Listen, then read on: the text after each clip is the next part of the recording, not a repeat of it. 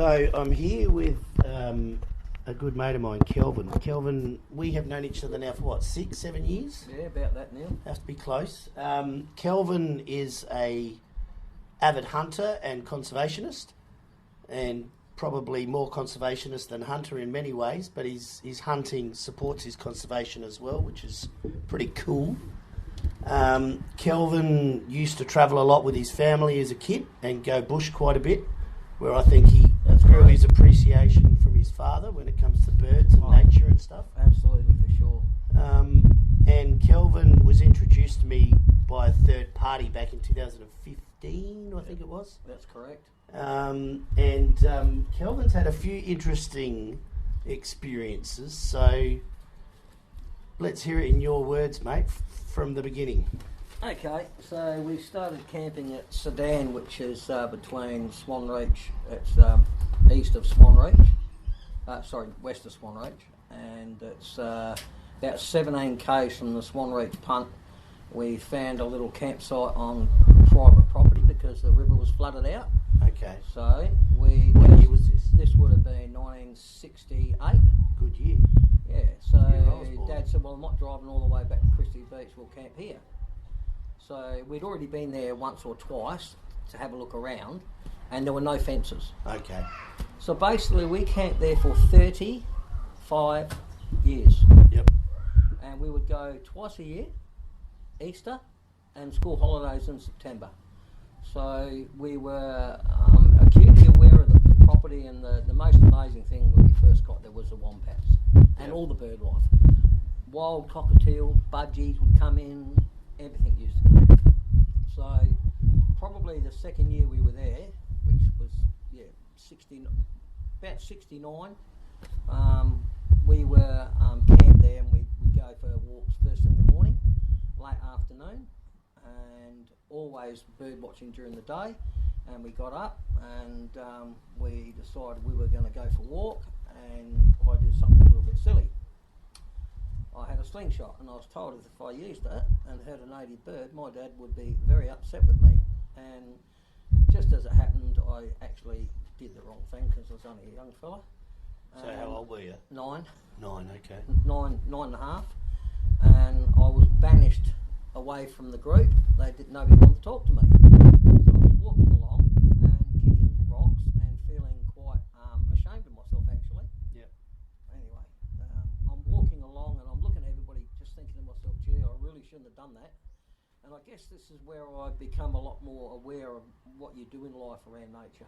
Anyway, I'm walking along, and all of a sudden, to my left and behind O'Malley, I could hear this smashing of bone, like a dog. And I've moved forward about 6 feet, and no more than 3 metres away from me was a big striped dog. Now, I was just absolutely frozen. And the dog was finishing a meal of some description. Now, whether it was wombat or roo, I couldn't tell you, because when I went back there later, there was nothing left. Whatever he had, he finished. And he threw his head up, or he or she, threw its head up, looked at me, and then took off. Now, I've hunted foxes all my life for conservation. I've been going bush all my life. I have never forgotten the image of that animal. And the most amazing thing that really, really stuck in my mind was not just how close I got to it. So I'm guessing the animal was an older animal because he didn't hear me coming. Okay. And to this day, I still sort of believe that. But when it ran, it has the most unusual gait of any animal I've ever seen. And I didn't know anything about thylacines when I was that age. Yep. So, I've run over to my family, and because I'd been in trouble, they thought I was telling fibs. But I wasn't. And, I still get pretty excited about it now because I can still see it in my mind's eye, and I'll never forget that image. And the area where we camped, we saw the farmer once in 35 years. So you had no trouble with your camping there? No, he knew we were there. We never used to take guns in there. Yep. And we camped there, and the guy's name was John Macaulay. So yeah, John Macaulay. I met John Macaulay later on, and had a really good talk with him, and didn't actually mention the thylacine because some people get a bit funny about that. And but yeah, like so I saw this animal by myself, obviously, and I went and found footprints. Yep. And we didn't even have a camera, so I couldn't even we couldn't, and probably didn't even think to do it. Yeah. But so that was up close and personal. Then about probably what colour? It's not the same colour as a red kelpie. It's not the colour of any dog that I've seen before. It's a real like I don't know, beigey browny colour, but the tail, mate. The tail is a long tail like a kangaroo. It is not furry on the end. Yep. And I had the distinct impression that when the animal ran, I should say, it seemed to be able to dodge things very easily, and yeah, just not the colour of any animal that I've ever seen in the past. Yep. Yeah, so it was pretty full on. I know it was like over 50 years ago, but if you had to compare it to the size of a breed of dog that you're aware of, what size would you say it was? I would say it was bigger than a kelpie. Yep. And like the size between a kelpie and a rather large Labrador. Okay. Probably a bit taller than a Labrador, I would suggest. Okay. Because a Labrador's got shorter, stumpier legs. Yeah, This animal was taller than a. I've seen dingoes in the wild. Yep. And it was, some dingoes get really big. Well, I wouldn't say it was as big as a giant dingo, a full blood male dingo. But yeah, it is a long time ago. Sure. My brother and I used to go and sit out at the back of camp many times, and we'd go and we used to catch rabbits. And this other morning, this is the only other sighting that I would ever mention as being something which could have been the thylacine that I saw. Yep. We saw an animal come from our right, and the area is open for 800 metres, and there's a washaway trail which is all limestone. Oh yeah. And over to my right, my brother's sitting alongside of me, and this animal appeared over the ridge, so on a slightly down incline. And the most amazing thing about this sighting is we don't know what it was, but what was striking for me is that it ran funny, but it never broke its stride for 800 metres. It never broke its stride. So you weren't that far from it when you first saw it? I would say that we were probably 400 metres.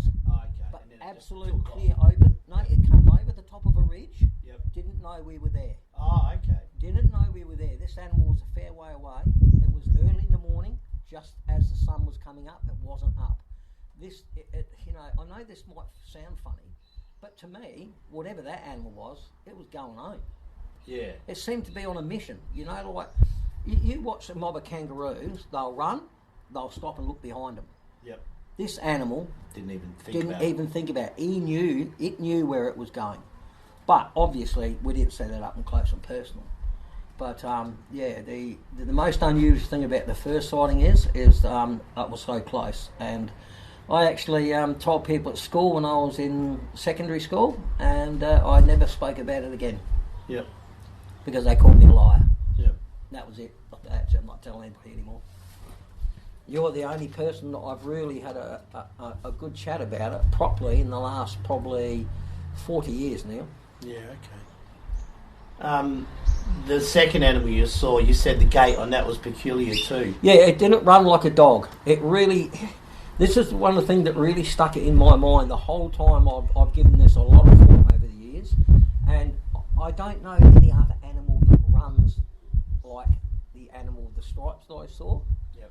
Obviously, the other animal was at a reasonable distance away, but the animal must have weighed a bit really, and it's no way it was because there's no wild pigs out there. Yeah, yeah. It was a four-legged dog-like creature, animal. With a tail. Yeah, and we could see the tail not as well at 400 metres. Sure. But we could hear it. We could hear it on the limestone. There was not a breath of wind this morning, and or maybe from the west. I don't really remember because it's 50. That'd be 40. That'd be so 50 years away with the first one. Probably 6 or 8 years later, we saw that. Sometime in the 70s. Yeah, and it's a pretty. I know it's only 3.5 hours from Adelaide, but back in the 60s, it was a reasonably remote place. Like, we saw wedge-tailed eagle's nest that was probably 30 years old. Yeah. Some of the sticks in the nest were 50 mil round, and we have a picture of my brother and my cousin in that nest. So wedge-tailed eagles don't like to be disturbed. There's a lot of other animals that obviously are in there. Yep. I'm pretty sure that we probably saw no more sightings of thylacines from that point in time. So the first one was definite. The second one was, I wouldn't say it was definite because it was too far away. But having said that, I'd really like to know what that animal was too. Sure, because that was four-legged and large. Yeah, it was large, and it would have been the size. It would have been the same size of the animal I saw. And like I said, it just didn't seem to break its stride whatsoever. It's almost like they're a long distance traveller. I get that feeling, but I'm no expert. I can only comment on what I saw. Yeah. But yeah. I'm pretty. Correct me if I'm wrong, but didn't you mention to me that you might have seen another presumed extinct species out there as well with your brother? Yes, we were. We went out the back because we used to always go out. My brother and I would go sit there and just sit with the binoculars. We've had binoculars all our lives. Yep. And we were sitting out the back, not probably 150 metres because all the wombat warrens have entrances which go inside. Rabbits use them. Yep. It's not just wombats who use them, but just on dark. And this would have been probably in about 1970, 72, 71. It was a little bit later on. Yep. And we were sitting at the back of a warren about 50 metres away with the wind in our face, and these pair of animals came out, and I thought they were hares, except their ears were longer than hair. Now it was getting right on dusk, and it's something that I've given some thought to over the years. We have never ever seen a hare there in 35 years. Now I'm not saying there's not, but these two animals had long tails. Right. Not a real big long floppy ears, and they were very cautious. They didn't venture very far from that warren. Yeah. Okay. So yeah, I think they were bilbies. That's what I believe they were. Were you aware of bilbies at the time? No, not at all. Okay. That would be my first sighting of a wild bilby ever, if that's what they were. And I can't think of any other animal that they might have been, Neil. So we've had some pretty unbelievable experiences up there. We saved a spotted nightjar that had got into a bit of trouble. Yep. So we've seen spotted nightjars. Like I said, the cockatiels still go in there now and then. The most unfortunate thing about that property is John Walmsley bought next door. Oh yeah, for Yucamara. Yeah, so he bought Yucamara. In the 80s. Yeah, and they broke up. So from Yucamara to Swan Reach Punt is about probably 18.5, 19 k's. Yep. And that was one property. Yeah, this was one property. Now, my father and I walked it from our campsite north. And when we came back, we could hardly walk. We reckon we walked 5 mile there and 5 mile back. So she was a big, it was a big massive patch of scrub. It was a massive patch of scrub, and one of the things that's happened now is I've been back to have a look, and as soon as they got rid of the sheep, the property has rejuvenated like you've never seen. Yep. Like I've showed you the photographs of there when we used to camp there. You wouldn't recognise it now. Yeah, right. Because all the native pines have come back. Yep. All the and you know it's such an old ecosystem, and we didn't really realise until we started. My brother and I started looking at photographs when my father passed away, and we started looking at photographs when we first went up there. with the cars in the background, and these bushes in 35, 37 years had only grown 2 foot. Yeah, because she's so dry out there. And it's it's the goiter line. Yeah. But it's been a special part of my life going out there, and I go back every year just about. But it's I'm really happy to have met you, and that someone's actually giving credence to, because there's no way that all these people in Australia have seen this animal. And I'll tell you, there's a lot of old timers out there that have seen it, and they don't like to recount it, because there's one thing about Australians: we do not like to be called a liar. No, but we also like knocking people down with that. Yeah, I don't know. Thing. Yeah, you're right. We do have a bit of that syndrome. I mean, I worked at Loxton 10 years ago. Yep. And we built the retirement village there. And I talk to people. I love meeting people and talking to people, especially bushies. And there was a guy there, and he was building the bridges. Oh yeah. And we're sitting there having a beer, and I was just talking to him, and he was about probably a couple of years older than me. And I just said to him, I said, so you've travelled all around Australia? He goes, yeah, mate. He goes, there's a bridge being built, we do it. I said, yeah, righto. Anyway, I said, oh yeah, so where do you live? He goes, oh, my mum still lives in Gilgandra. Oh, okay, I know Gilgandra. Yeah, and I said, oh, just before the Hay Plain. And he goes, yeah. And I said, wow. He goes, why do you say that? And I said, well, I'd like to ask you something a bit personal, if you don't mind. And he looked at me, because we're having a beer. Yeah.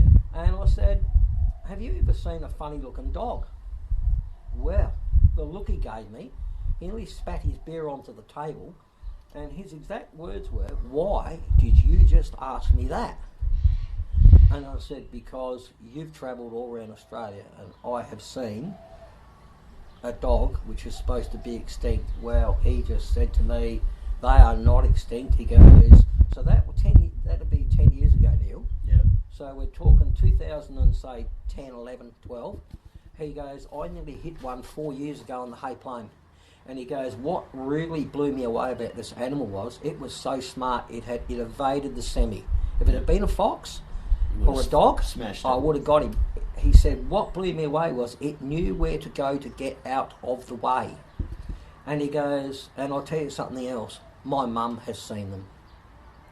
So, look, I'm a realist. Yeah. I've had a lot of things happen to me in my life, as other people have too. And I don't dwell on things unnaturally. And every time I go up there, and I go up there by myself occasionally. Yep. And I'm always hoping to see that animal.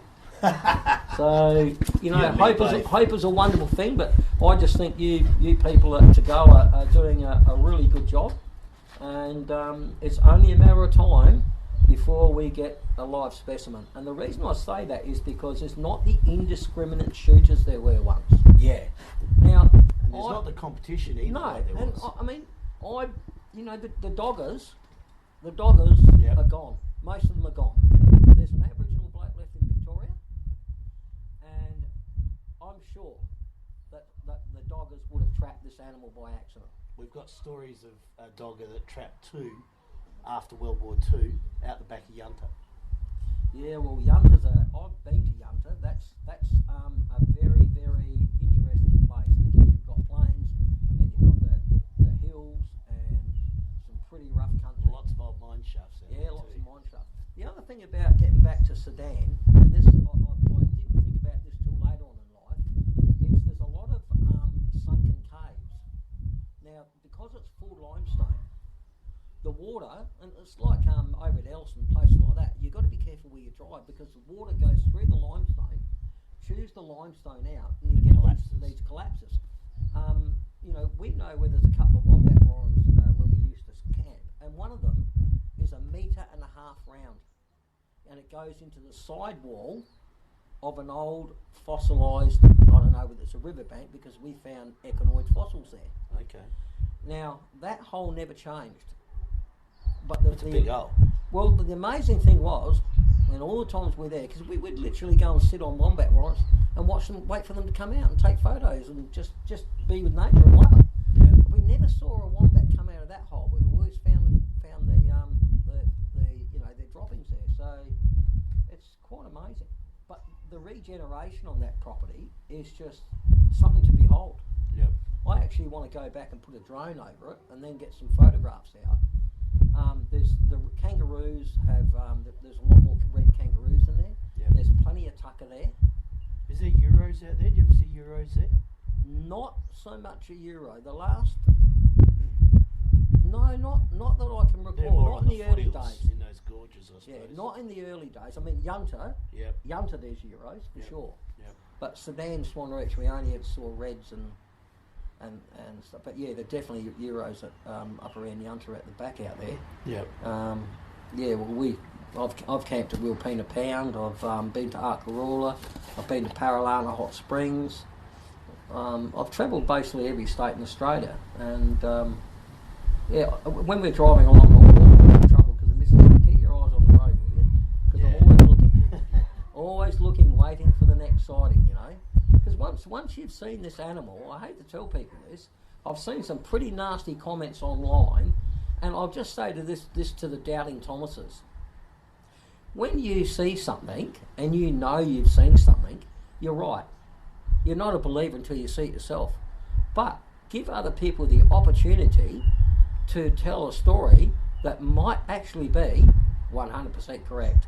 Yeah. There's too many Australians I've seen that have seen this animal for there not to be merit in it, and I believe it is only a matter of time before we get a live specimen. I honestly believe that, and it's going to happen before I die, and I'm 63. Well, that's encouraging. Oh, it's the year of the tiger this year. In Chinese astrology, it's the year of the tiger, so it's totally appropriate. Well, I've changed my job now. I work in disability, and I've got holidays coming up, and I'm actually going to go bush, and I've actually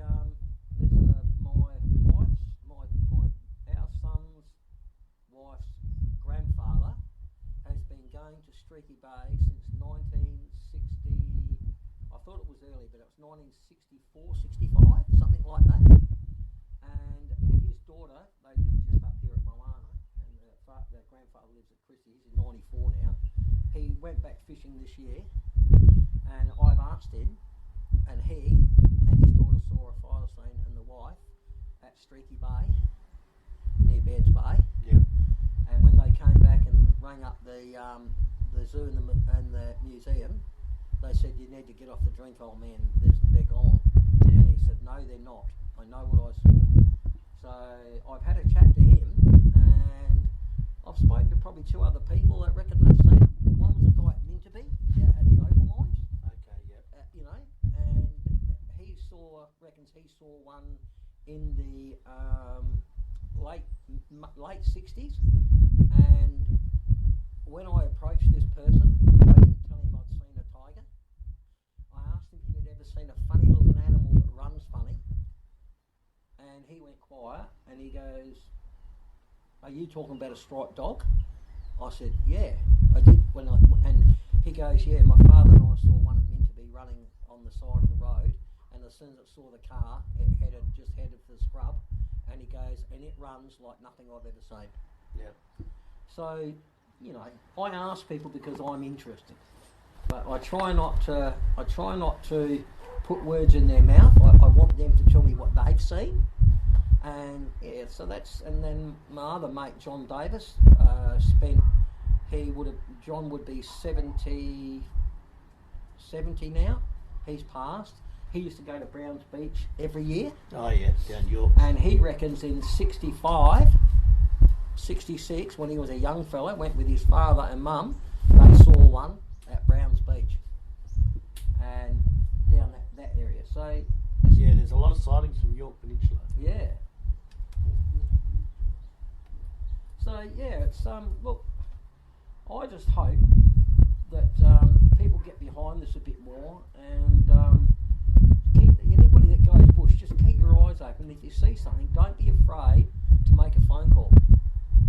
And I've just bought a Code Hero 10, and whenever I go bush now, I'm going to make sure I got it on me, because do you know what?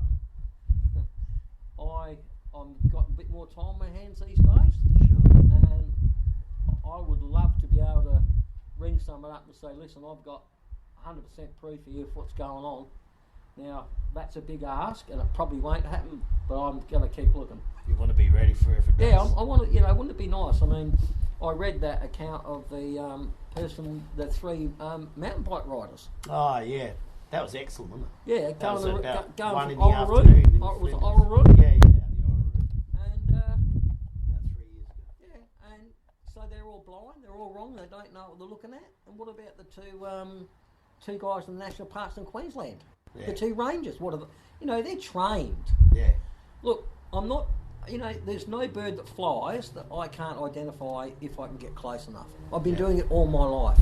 So I'm reasonably good at looking at something and going, that's what I believe that is. And if I can't confirm it, I'll look with binoculars. Because when I'm out bush, I've always got a pair of binoculars. Yeah. So I just think that you people will definitely turn up something very shortly. I've already seen some stuff online anyway. So some of it's pretty convincing to me, some of it's a bit grainy. Yeah. And obviously, you know, it must be pretty frustrating for you people. But I think if you just keep at it, it's going to turn up. You're going to find something positive. It's not a question of if anymore. It's just a question of when. Yeah, it's not a matter of if it's out there. It's out there. Yeah. There's too many people seeing it. Well, that's awesome, mate. Well, good to talk to you, Glad Neil. we finally had this discussion. I wanted to have this discussion with you about 5 years ago when we were making our documentary, but I think you had events didn't so turn much, out that way. I know. I think you had so much on it, and it was new. Yeah. And you know, obviously, you're going to get a lot of people who think they have seen something and have seen something, and you know, I knew that you were pretty flat out, and I'm not really attention seeking anyway, so No, I don't. People love hearing these stories. Yeah. This is the thing. I mean, I think the more old timers you can get out to see, I think you'd find. Are you calling yourself an old timer now? Well, no, I'm not. I'm talking 70s and 80s, but it's like my mate who comes from Pinaroo, Yep. and he lived at Border Town. His father used to do the fuel run. Oh, yeah. And there was a property where they used to go out to, and there was only one road in. And he used to have to do a 3-point turn to get out. And right on dawn, one morning, he saw what he reckons was a thylacine cross the track in front of him, up close and personal, threw its head up, saw him and just shifted across the road, and he goes, he caught it in the lights, full light beam, and he goes, unmistakable. And like, so, you know, and I've spoken to him about that, and he's just very matter of fact that he goes, well, who's going to believe us anyway, Kelvin? And that's exactly what he said. He goes, I know what I saw. He goes, I don't need to prove anything to anybody else. Yeah. And like, we had a bit of a chat about it, and I said, well, you know, I've heard of the Tantalula tiger, but you know, you generally find that where there's a legend or a myth, there is always some truth to it. Yeah. Whether it gets embellished on the way, there's always some truth to it. There's so many areas in Australia that have had, you know, the Beast of Buderim or the Penrith Panther, and there's literally dozens of places with this colloquial beast attached to it. One of the things that really struck me when you first released that video at Blackwood, yeah, was I was listening to the ABC, and this guy came on the ABC. And I can remember this quite vividly. He goes, Tasmanian tigers. He goes, yeah, righto. He goes, I live at the top of the gorge, Onkapringa Gorge. And he's talking away, and he goes, well, I will tell you one thing. An animal used to come in September, I'm not exactly sure what month he said, I think it was around that time, come in and it would scream. Yeah. And he said, I have never heard an animal like it before or since. And he goes, and it came for, I can't forget exactly how many years he said that it came for a lot of years, always the same time. Yeah. So what was it? Dingoes howl. Yeah, they don't scream. Foxes bark. Foxes have a couple of vocalisations, and they can make a real jittery, extenuated chatter. Yeah. But when they're mating, they bark. And I have heard an animal scream once, and it definitely wasn't a cat, and that wasn't Pinaroo, and that was only 3 years ago. And because there is sure what this animal was, but I have never heard an animal scream like that thing either. Neither's my mate. Yep. And like, I've been going bush since I was 9 years old. Camp out by myself, and yeah, I don't know what that animal was either. And it was a fairly large animal. We saw it in the spotlight because we were actually hunting foxes. Yep. Doing feral animal control, and this thing would come to the paddock every time my mate would come out there. He would see these eyes, and he goes, it would go. What colour? He reckons they were greeny yellow, like not like a cat, but shine so bright. Clearly predators. Well, I've shot really large cats over at Elliston and out bush, and depending on which way you're shining the spotlight, you can get a slightly different. But when you're full on head fox, they're red eyes. Yeah. So sheep are normally bluey green. Yep. This predator, and they're not like they all shine up under the spotlight. But yeah, and also that previously to that, we saw a mob of sheep running flat out with something chasing it, and we don't know what that was. This is at Pinaroo as well. Yeah, this is at Pinaroo. So the more I think about it, the more that there's things out there that you just don't know what you're looking at. It's a shame we didn't get closer to that animal because and I have seen a picture of an animal which I believe was a thylacine that had been shot. Yeah. And the bloke was pretty coy about it, and he showed it to me. And the bloke I was doing the feral animal control with, and he showed it to me, and he goes, "What do you reckon that is?" And I said, "I know what that is." And he pulled it away from me. I said, "Give us another look at that photograph, will you?" And he didn't want to. He was a bit coy because he'd shot it. He knew what he'd shot. Anyway, we saw him the next time we went up there, and he showed us a picture of a massive cat that he'd also shot, because this guy goes around to all the farms because he lives there. Yeah. But the animal that he showed me was a dog of a dog nature, Yeah. and the head was it's just the most unusual head you've ever seen. Yeah. And he actually told us that he had seen a baby thylacine cross a sand track out there and 25-30 metres away, and heard an animal growl. And it took off. So Mama was nearby. Well, that's all I can guess. Yeah. But he doesn't work on that property anymore, and haven't really been able to catch up with that bloke. But I'd love to, but people are a bit hesitant to show you stuff because They get nervous. Yeah, they if just they've get a shot bit, it. get a bit, like. I don't think anyone would deliberately shoot one. Well, yeah, he's probably shot it and felt guilty as well. Like, he suddenly realised what he shot, because we've seen wild dog out there too, and you know what it was? What was it? It was a bloody sheepdog, mate. Yeah, right. And the bloke said, you never saw that road. black and white dog. Yeah. I said, yeah, we thought it was a farm dog. He goes, did it run away fast? Yeah. Now, you know what you're looking at when you're black. It's a black Is that and one white of those dog. Warrigal things that are famously out there at Narcat? Well, Narcat borders this property. No, this property is right on the back of Narcat. So, you got emus coming out there, wedge-tailed eagles. There's a lot of country out there. I've seen small eagles there, the little eagle, which you don't see very often. We've seen, and Narcat's a giant conservation area. Yeah. So, yeah, what we really should do is be going back out there